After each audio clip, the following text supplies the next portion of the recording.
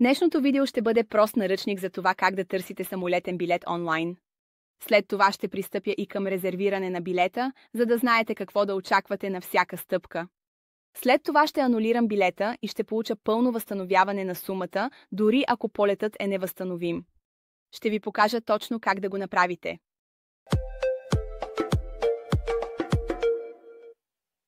Ще използваме Google Flights, който е безплатен инструмент, достъпен за всеки, който иска самостоятелно да търси международни и вътрешни самолетни билети онлайн. Днес ще резервираме двупосочен полет от летище JFK в Ню Йорк до международното летище LAX в Лос-Анджелис. След като въведете летищата на заминаване и пристигане, ще трябва да кликнете върху този малък бутон с календара, а след това да превъртите, докато намерите желаните дати. В този пример ще тръгнем от Ню Йорк в петък, 4 август, а ще се върнем от Лос-Анджелис в Ню Йорк в неделя, 6 август. Това ще бъде просто едно кратко пътуване, само за уикенда. Цената, която виждате тук, е $408. Тази цена включва данъците, това е най-евтиният двупосочен билет наличен за тези дати. След като кликнете върху Готово, ще можем да видим всички налични полети. Първият полет има едно прекачване, така че ще трябва да смените самолета. Не искаме да правим това, тъй като има много директни полети на разположение. Превъртете надолу и ще можете да видите още повече опции за полети. Да предположим, че трябва да изчакаме края на работния ден, затова този полет, който тръгва в 18:15. Това е местното време на вашето летище на заминаване, така че ще бъде 6:15 в Ню Йорк по време на излитането. А цената, която виждате тук, $518, е общата стойност с всички включени данъци и такси за двупосочния полет. Това включва вашия самолетен билет от Ню Йорк до Лос-Анджелис, както и билета ви за връщане в неделя от Лос-Анджелис до Ню Йорк. Също така, ако сте любопитни, можете да превъртите до самия край и да проверите дали показаните цени са във вашата местна валута. Тук цените са в американски долари. Можете да кликнете и да ги промените, ако желаете. Добре? Да предположим тогава, че този полет ни устройва. Ще кликнете, за да го изберете, и сега ще изберем нашия полет за връщане в неделя. Това, което виждаме тук, са различните опции. Така че за специалната оферта за двупосочен билет на $518, тя е маркирана в зелено, защото това е най-добрата оферта, която Google Flights ни предлага за това пътуване.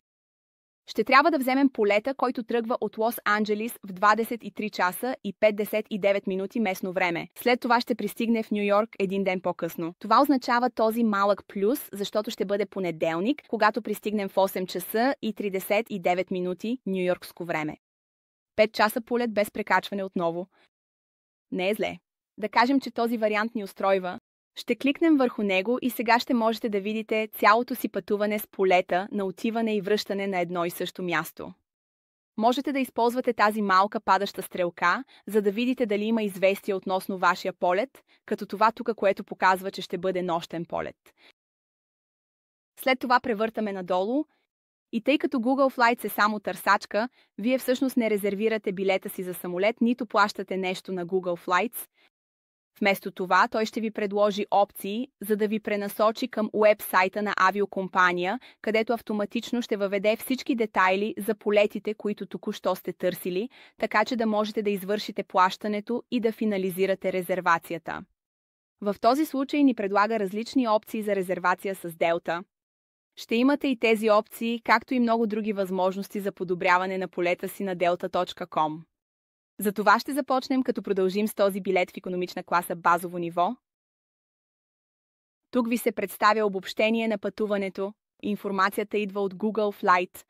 Така че просто проверете дали детайлите съвпадат точно с това, което сте търсили преди, дали наистина е същият полет, който разглеждахте, и след това отидете тук, за да видите общата сума на вашето пътуване. Беше ни посочена цена от $518 щатски долара за пътуването. Тук е 517 швейцарски франка и 80, така че това е същата цена.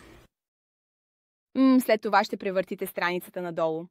Отново ще имате повече опции да надградите самолетния си билет, ако желаете, или да закупите възстановим билет, което струва допълнителни $280 на човек.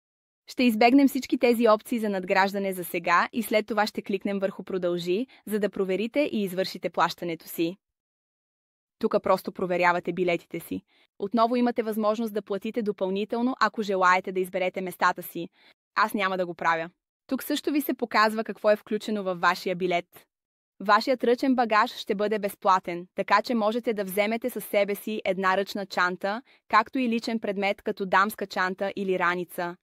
Ще ви предложат също, ако желаете да добавите застраховка за пътуване. Лично аз ще кажа не. Използвам собствената си застраховка за пътуване. Тя е много по-евтина от тази тук и съм сложил линковете в описанието, ако ви интересува. Освен това, кредитната карта, която сте използвали за резервацията на това пътуване, може вече да включва застрахователна защита за пътуване. И дори да платим за полет, който не подлежи на възстановяване, вие се възползвате от тази опция за анулиране без риск в рамките на 24 часа. Това важи за всяка авиокомпания, с която резервирате в Съединените щати. Така че, ако приемем, че полетът започва или завършва в Съединените щати, по време на този период за анулиране ще получите пълно възстановяване на сумата по първоначалния ви начин на плащане, което точно ще направим в този урок, тъй като нямам никакво намерение наистина да взема този полет. Ето, моето пътуване до Лос-Анджелис, Калифорния е резервирано. Сега, за да анулирам този полет, ще копирам този номер за потвърждение. След това ще отида в моите пътувания. Ще поставя моя номер за потвърждение. Това ще покаже целия ми полет. Ако сте напуснали страницата за потвърждение и се върнете няколко часа по-късно, докато все още сте в рамките на 24-часовия период, можете да отидете най-горе в менюто на Delta и да кликнете върху «Моите пътувания», за да намерите отново вашия маршрут. Сега, когато сме тук, виждаме опцията точно там, която казва «Имате нужда да анулирате». Ще кликна върху нея.